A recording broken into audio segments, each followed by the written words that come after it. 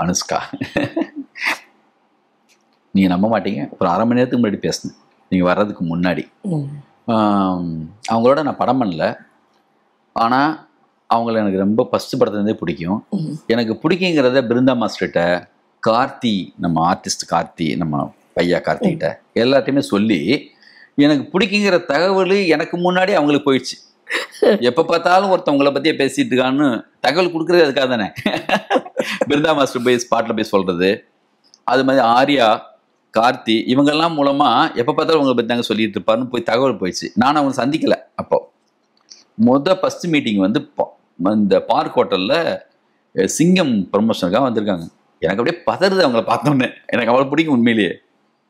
பார்த்தா கார்த்தி சொல்கிறா, அப்படி சந்தோஷமா சார், இத்தனை நாள் உங்களை பற்றியே சொல்லிட்டு இருந்தீங்க, நேரடியாக பார்த்தீங்களேன்னு சொல்லி பார்த்துட்டே இருக்கேன். எனக்கு பேச்சு கூட வர மாட்டேங்குது. சரிட்டு அவங்க போயிட்டாங்க. போய் அவங்க உட்காந்துட்டாங்க. நான் போய் தட்டு எடுக்கிறேன். தட்டை கீழே போட்டேன் தவறி. அவங்க திரும்பி பார்த்தாங்க. உனக்காக தான் போட்டேன்னு சொன்னேன்.